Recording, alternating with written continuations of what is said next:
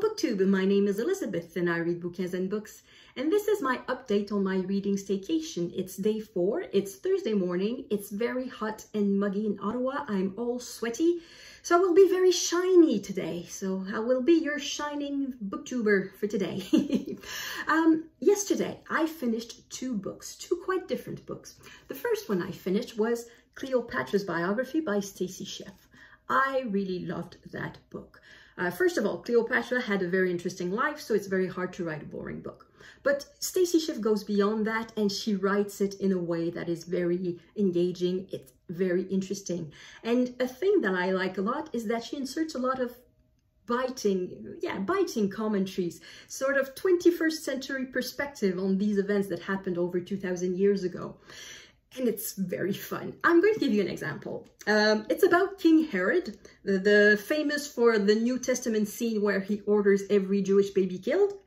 So before that happened, he was more or less struggling to remain king of Palestine, and he was sort of an ally of Cleopatra, sort of like the Eastern Bloc against Rome, something like that. Anyway. About Herod, this is what Stacy Schiff writes. Herod had the misfortune to share an address with several implacable enemies, first among them his contemptuous high-born mother-in-law Alexandra. She represented but one aggravation in Herod's largely female household. He lived as well with his insinuating mother, a grievance-loving, overly loyal sister, and Mariam, the cool, exceptionally beautiful wife who had married him as a teenager and who, to his frustration, somehow could never get past the fact that Herod had murdered half of her family. Oh, how can she not get over that little trivial fact? I murdered half of your family. You should love me. So it's a very interesting point of view. I think it's a little commentary that brings a lot of relief, a lot of life into these stories that happened 2,000 years ago. Another thing that I was thinking, because I read at the same time, more or less, read Comet, the biography of Sylvia Plath by Heather Clark. In this biography, we have a lot of testimonies directly from Sylvia Plath. She wrote diaries, she wrote tons of letters, and all of that has been preserved because it's only things happened about 70 years ago. And as for Cleopatra, we have absolutely nothing that she wrote. We have nothing by her hand. We never have her version of the story. All that survives is the Roman accounts, basically. And the Romans had an interest in portraying Cleopatra as the devil, as Satan, as an enemy. So the accounts that we have are never flattering to Cleopatra. And that makes this biography interesting, but at the same time, it underlines the fact that we will never be able to know what Cleopatra thought. We will never have documents that tell us exactly why certain decisions were made. We can only speculate.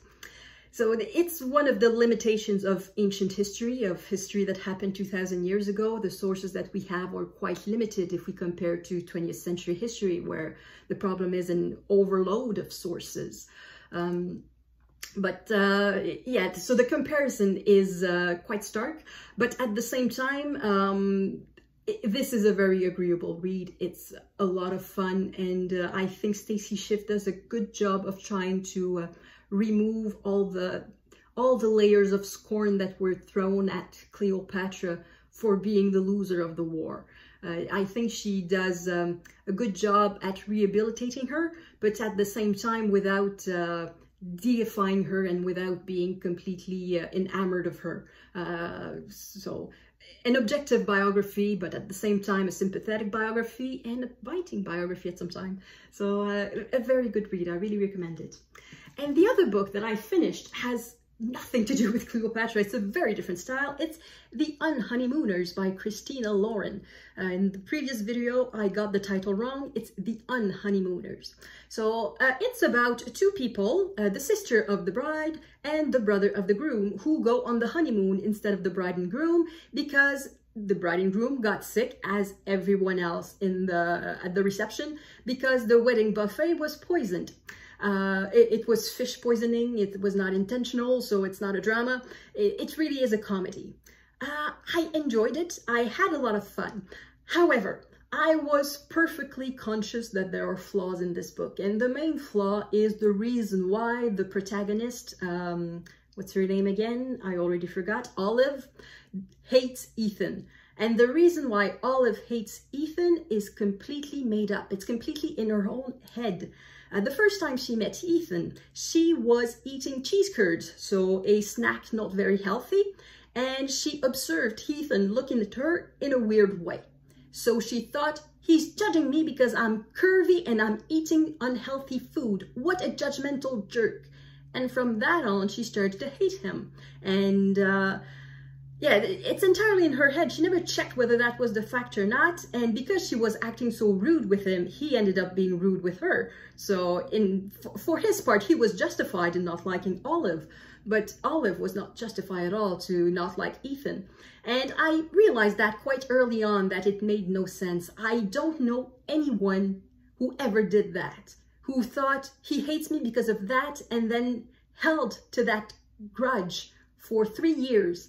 And I should say, they are not teenagers. The first time she met Ethan, she was 29. So she's a grown-up woman. So it made no sense to me. But I made a choice. I decided, okay, I don't care what's the reason why they don't like each other. I'm just going to go with it. It's a rom-com. It's not supposed to be very intellectual. Even if the premise is a bit flimsy, I'm going with it. So I decided to read until the end and to not care about the fact that the premise is quite unrealistic, and not just about the poisoning of everyone, just the fact that Olive hates Ethan for that silly, stupid reason.